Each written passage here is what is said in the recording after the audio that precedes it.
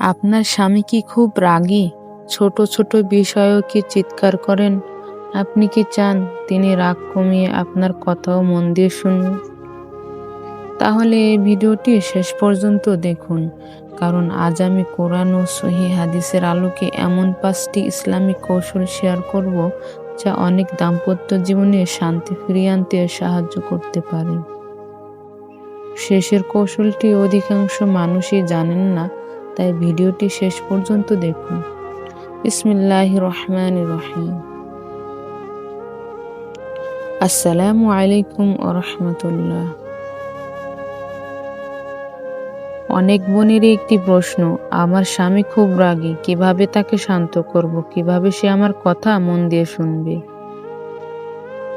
ইসলাম আমাদের এমন কিছু শিক্ষা দিয়েছে যা সংসারে ভালোবাসা ও শান্তি ফিরিয়ে আনতে সাহায্য করে। রাগের সময় তর্ক করবেন না। স্বামী যখন রাগান্বিত তখন নিজের যুক্তি প্রমাণ করতে যাবেন না, একটু নীরব থাকুন। আল্লাহ বলেন, ভালো ও মন্দ সমান হতে পারে না, মন্দকে উত্তম আচরণের মাধ্যমে প্রতিহত করো। নরম আচরণ অনেক সময় এমন কাজ করে যা কঠিন কথায় কখনো হয় না।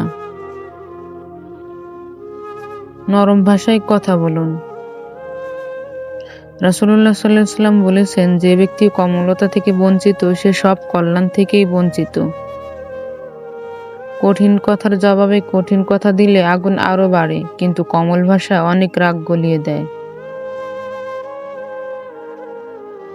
সঠিক সময়ে নিজের কথা বলুন। স্বামী ক্লান্ত, ক্ষুধার্ত বা রাগান্বিত থাকলে গুরুত্বপূর্ণ বিষয় নিয়ে আলোচনা করবেন না। রাসূলুল্লাহ সাল্লাল্লাহু আলাইহি ওয়াসাল্লাম মানুষের অবস্থা বুঝে উপদেশ দিতেন, তাই সময় নির্বাচনও একটি সুন্নাতসম্মত প্রজ্ঞা।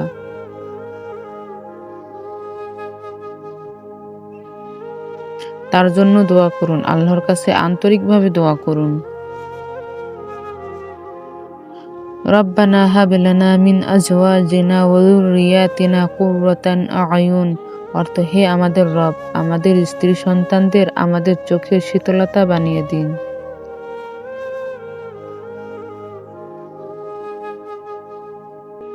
সম্মান দিন, তাহলে সম্মান ফিরে পাবেন। মানুষ সাধারণত তাকে বেশি গুরুত্ব দেয় যে তাকে সম্মান করে। রাসূলুল্লাহ সাল্লাল্লাহু আলাইহি ওয়াসাল্লাম বলেছেন, তোমাদের মধ্যে সেই ব্যক্তি উত্তম যে তার স্ত্রীর প্রতি উত্তম। তাই ভালোবাসা, সম্মান এবং ধৈর্য দিয়ে সম্পর্ককে শক্তিশালী করুন। মনে রাখবেন, সংসার জয় হয় রাগ দিয়ে নয়, ধৈর্য, দোয়া এবং সুন্দর আচরণ দিয়ে। আল্লাহ যেন আমাদের প্রত্যেকের সংসারে রহমত ও শান্তি দান করুন। আমিন।